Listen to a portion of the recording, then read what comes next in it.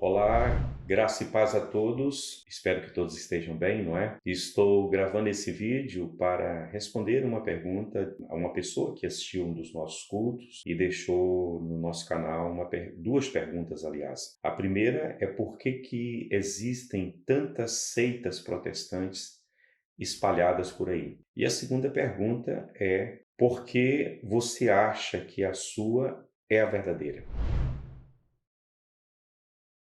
Para responder a primeira pergunta, eu quero me ater em três pontos principais aqui para responder a primeira pergunta. Primeiramente, longe de mim considerar qualquer igreja que tenha a sua ramificação no protestantismo de seita. Ainda que tenha havido ao longo dos séculos, né, muitos movimentos que surgiram do protestantismo, que saíram do protestantismo e que se tornaram seitas. Mas eu prefiro usar o termo denominações, né? Por que existem várias denominações protestantes espalhadas por aí? Desde a Reforma Protestante até os nossos dias, mais de 500 anos se passaram. Muitas ramificações de igrejas e denominações começaram a surgir. Então, eu julgo que existem mais, é claro, não vou mencionar todos, pelo menos três razões pelas quais surgiram essas denominações. Em primeiro lugar, eu julgo que o surgimento de várias denominações se deram por um ato de providência divina, de uma certa maneira. Porque hoje as denominações protestantes, elas atendem a todo o perfil e gosto de pessoas que queiram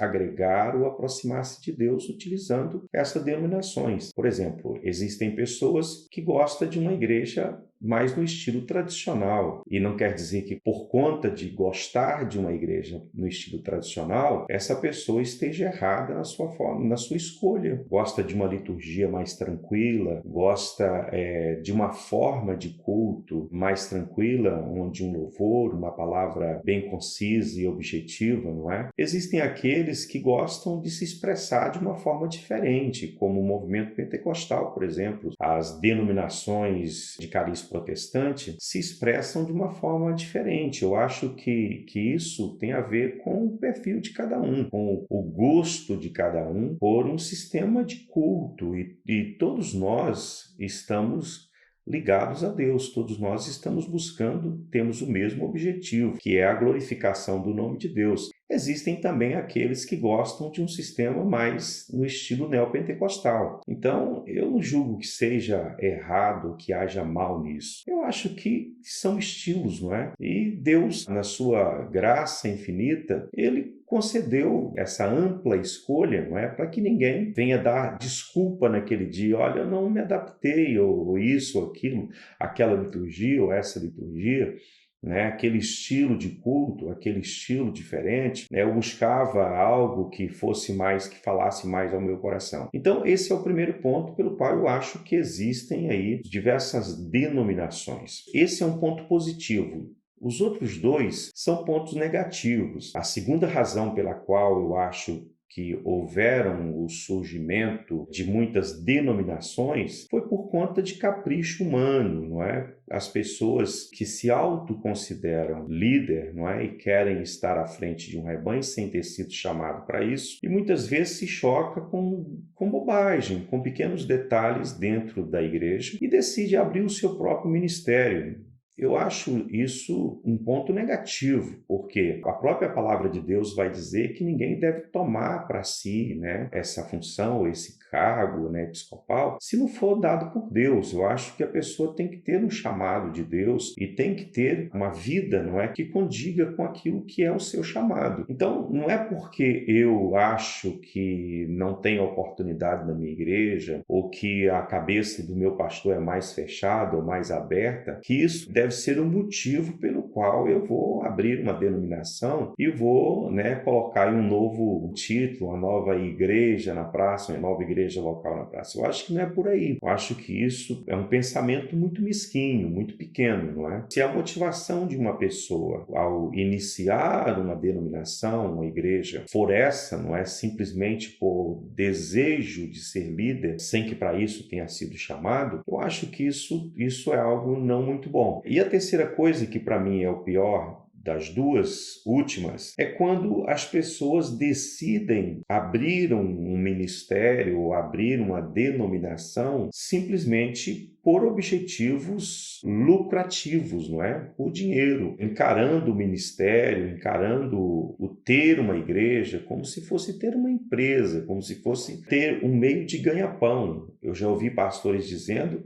que a sua igreja é a sua reforma. Isso está completamente errado, é algo que é contrário à palavra de Deus. Eu acho que nós fomos chamados como pastores para estar exercendo a nossa função, independente dos dividendos que possamos vir adquirir com o exercício do nosso ministério. O ministério é muito antes de qualquer coisa, uma paixão, um chamado, né? Uma vocação de Deus. Então, eu penso que isso responde à primeira pergunta: por que existem tantas seitas? Essas três razões que eu dei aqui. A primeira, talvez até uma providência divina, no sentido de que as pessoas podem se identificar com a igreja que mais é a sua cara, que mais encaixa dentro daquilo que é o seu perfil comportamental, ou até a sua formação cultural. Eu já viajei em vários países do mundo, e agora recente na Coreia do Sul, onde o sistema de culto é um sistema tranquilo, é um hino com piano, né? E alguém cantando e regendo na frente, depois uma palavra, assim, bem suave,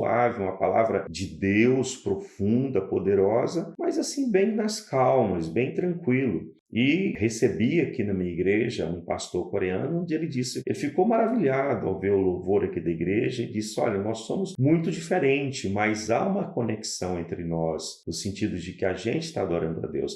Então, esse primeiro motivo, que é exatamente a questão de ser uma providência divina, não deve haver aí rivalidade entre igrejas, entre denominações protestantes, não deve haver rivalidade.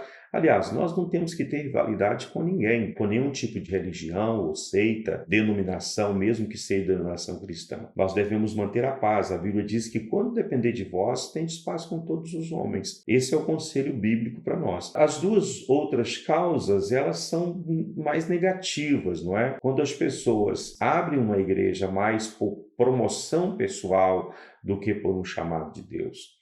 E a terceira coisa, quando nós criamos uma denominação com o objetivo do lucro, de obter com isso receitas para a nossa sobrevivência. Isso é muito triste, mas existe, infelizmente existe. Ninguém pode negar a realidade de que muitas igrejas foram abertas com objetivo lucrativo por parte dos seus líderes.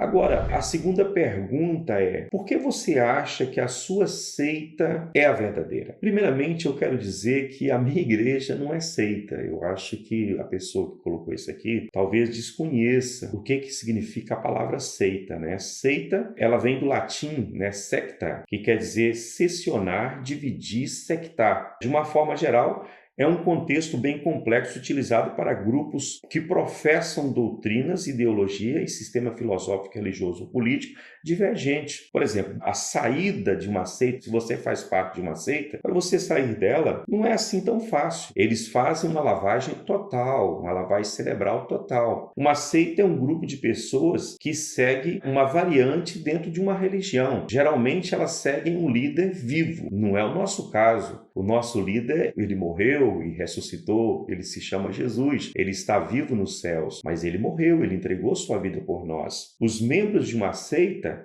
normalmente seguem regras específicas que as outras religiões principais ou que a religião principal não seguem, ou ensinamentos ou interpretações diferentes do segmento principal daquela religião. No caso, nós somos cristãos, nós seguimos a Cristo.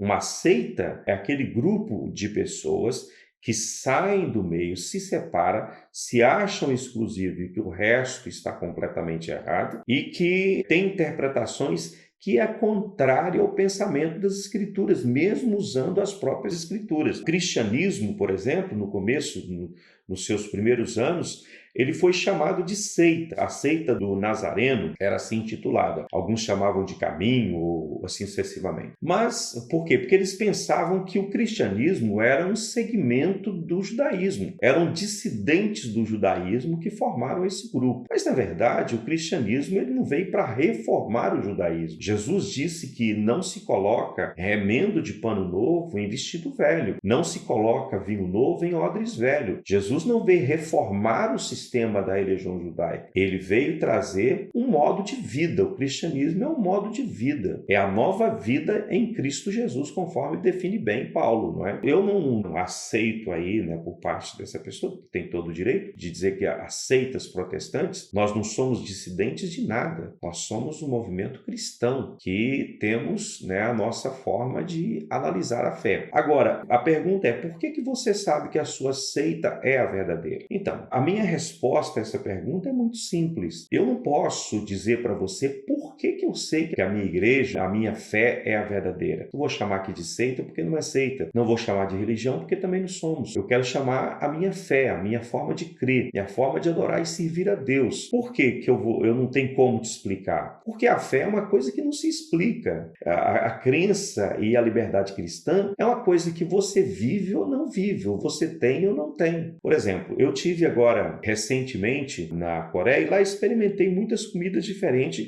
cujos sabores eu nunca tinha experimentado. E dentre as comidas que eu experimentei lá, eu comi um gelado, um sorvete, que para mim o sabor é algo que eu nunca experimentei. Se alguém pedir para mim, olha, defina qual é o sabor disso que você comeu, eu não vou saber definir, a pessoa tem que ir provar. Então, como eu sei que a minha fé é a verdadeira? Olha, para você saber se é ou não verdade, você tem que experimentar. Você tem que experimentar Jesus, você tem que experimentar a fé. A Bíblia vai dizer, provai e vede, o salmista diz, provai e vede que o Senhor é bom. Então, para que você possa saber se aquilo que estamos testificando é a verdade, é só você olhar as obras, é só você olhar a obra de transformação que o Evangelho de Jesus, porque eu volto a dizer, não somos seitas, não somos uma religião, nós pregamos o Evangelho, nós pregamos a fé em Jesus Cristo, nós pregamos a justificação pela fé e a salvação pela graça. Esse é o Evangelho que nós pregamos. Para você saber se isso funciona ou não, você precisa entregar a sua vida para Deus.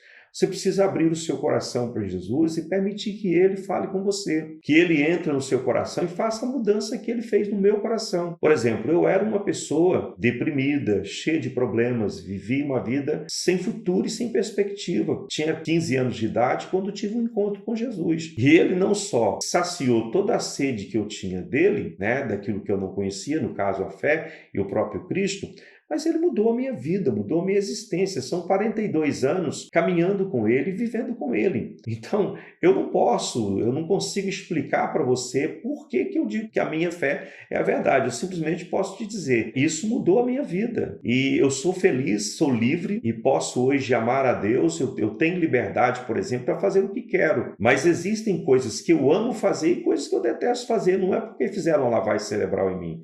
É porque eu entendi exatamente o que é crer em Cristo e caminhar com Ele. Então, para que você possa saber se aquilo que eu estou pregando para você é a verdade, você tem que entregar a sua vida para Deus. Tem que abrir o seu coração para Ele. Você tem que experimentar essa nova vida em Cristo. Porque Cristo, Ele morreu ao seu tempo por todos os pecadores. E Ele é aquele que tem poder para mudar a vida de qualquer homem. A Bíblia diz que todo aquele que crê em Cristo tem a vida eterna, tem direito à vida eterna. Então, essa fé é algo que não dá para explicar, ela é o fundamento de tudo. Hebreus 1:1 diz que a fé é o fundamento das coisas que se esperam e a prova das coisas que se não veem.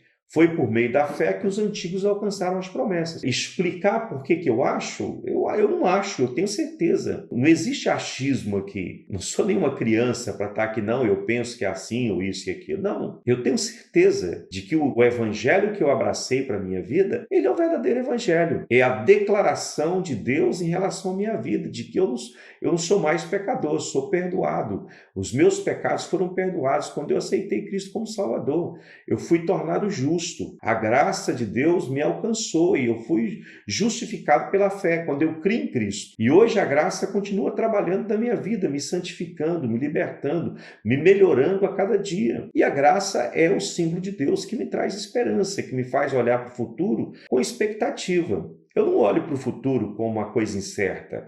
Eu não combato com quem está combatendo contra o vento. Eu não corro para uma coisa incerta, será que é, será que não é?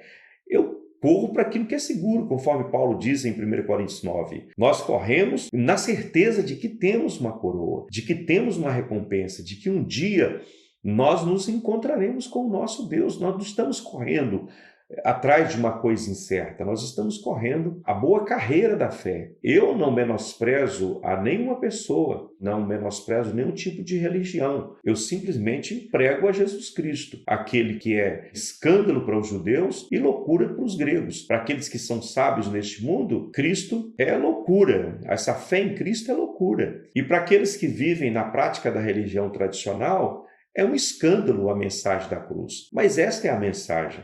Esta é a vida, esta é a esperança. Que Deus abençoe você. Espero ter respondido a sua pergunta. Um abraço, fique na paz a todos.